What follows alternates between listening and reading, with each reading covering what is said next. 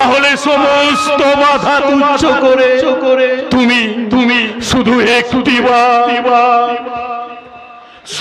একটিবার আমাকে দেখা দাও ঠাকুর, শুধু একটিবার দেখা দাও।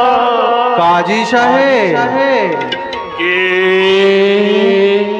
তুমি সত্যি তুমি এসেছো ঠাকুর? তোমার অত্যাচার আমাকে আসতে বাধ্য করেছে। অত্যাচার? অত্যাচার কোথায় করলাম ঠাকুর? কেন?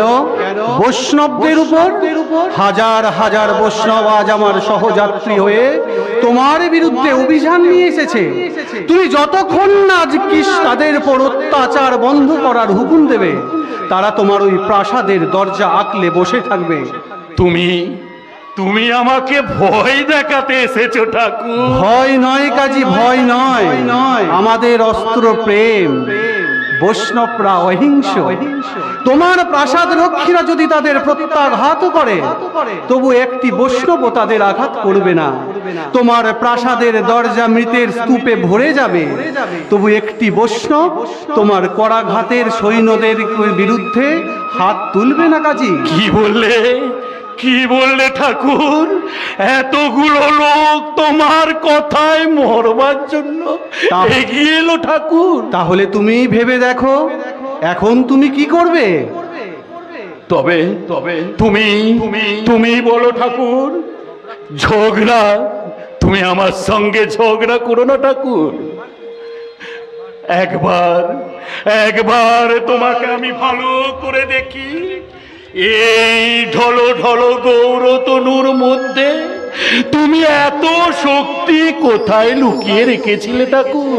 কাজী সাহেব, প্রাসাদে প্রবেশ করলে কেমন করে?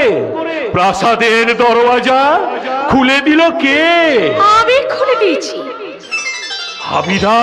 বলি কেমন বুদ্ধি তোমার, কেমন বুদ্ধি!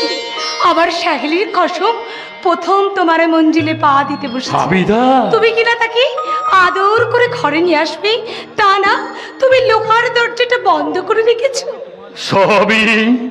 সবই তোমার লীলা ঠাকুর। এবার আমি বুঝেছি বৈষ্ণবেরা কেন তোমাকে ভগবান বলে। তবে আমার উপর অভিমান করে কোনো লাভ নেই ঠাকুর। আমি কেবল নামেই কাজী। যদি বৈষ্ণবদের সত্যি অত্যাচারের হাত থেকে বাঁচাতে চাও, তাহলে ওই জগাই মাধাইয়ের কাছে যাও। তাহলে তুমি এতদিন নবদ্বীপে বসে কি করেছো? তোমার আশার প্রতীক্ষায় আমি দিন গুনেছি ঠাকুর। অনেক অপমান সয়েছি, অনেক ব্যথা বুকে বয়েছি। আর যে আমি পারি না ঠাকুর।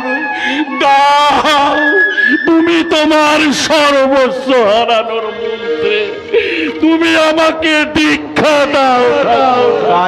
তুমি আমাকে দীক্ষা ঠাকুর, কারণ কাজীর বেগম হওয়ার চেয়ে বৈষ্ণবের বউ হচ্ছে অনেক ভালো ঠাকুর, অনেক ভালো, অনেক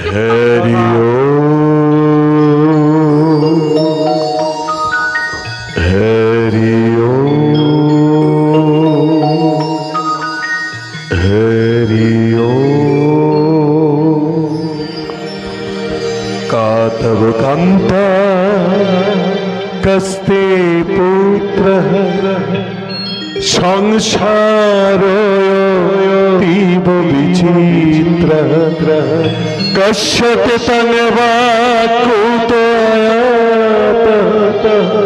तत्तन चिन्तय तदिदं भ्रातः भज गोविन्दं भज गोविन्दं गोविन्दं भजो मूढमते हरि ओम।